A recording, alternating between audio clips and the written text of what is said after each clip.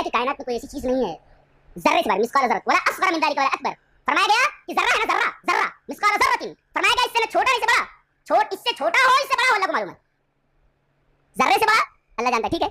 ذرے سے چھوٹا پہلے یہ تھا، سائنس والے بولتے تھے کہ بھائی یہ ایٹم ٹوٹتا نہیں، ایٹم ٹوٹتا نہیں، اس کی اگلی تقسیم نہیں ہوتی، بس یہی پر ہو گیا، اگلی تقسیم نہیں ہوتی اس کی، ایٹم ٹوٹتا نہیں. اللہ نے فرمایا اصغر من ذرہ اصغر من ذلك، یعنی ایٹم بھی ٹوٹ جائے گا. ہو گیا نا، نیوٹرون پروٹون کی طرف ٹوٹ گیا، چلا گیا الیکٹران نیوٹرون اینڈ پروٹون، ان تین چیزوں کی طرف منقسم ہو گیا ذرہ.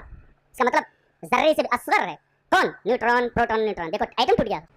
بھائی پوچھ رہے ہیں وہاں یعمل مثقال ذرۃ خیرا یرا، اس آیت کی تفسیر میں ذرہ کا معنی ایٹم کرنا درست ہے. اہل حدیث کے مشہور عالم اس کا معنی ایٹم کرتے ہیں. اگر یہ درست نہیں ہے تو ان کو نصیحت کس طرح کریں؟ ہم اور آپ سے پہلے لوگ ان کو نصیحت کر چکے ہوں گے، یعنی ہے الحمدللہ. امت جو ہے ہر ایک امت گمراہ نہیں ہو سکتی ہے.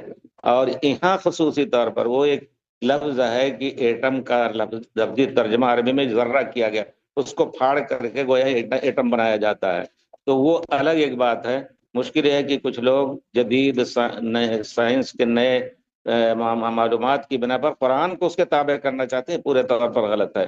یہ یہاں اس کا ترجمہ کرنا غلط ہے. یہاں اللہ تعالیٰ فرماتا ہے جس نے ذرہ برابر بھی کوئی نیکی کی ہے تو وہ دیکھے گا، اور اسی طرح برائی کی وہ بھی دیکھے گا.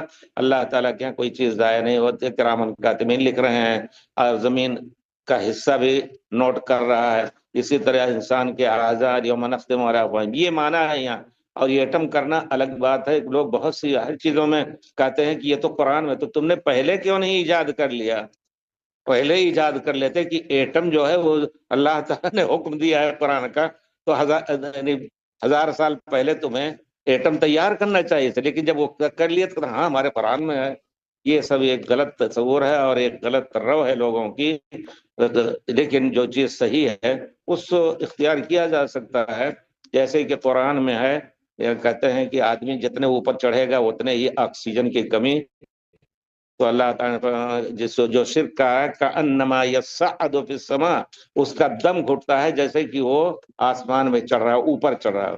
تو یہ چیز اس سے استدلال کیا جا سکتا ہے کہ ہاں اوپر جائے گا آدمی تو اس آکسیجن کے بغیر وہ وہاں خطرہ رہے گا، وہ اس کو تکلیف ہوگی. اس وجہ سے جہاز میں آپ جانتے ہیں آکسیجن کم ہو جائے تو گرے، وہ لٹک جائے گا، آکسیجن سونے، یہ سب چیزیں.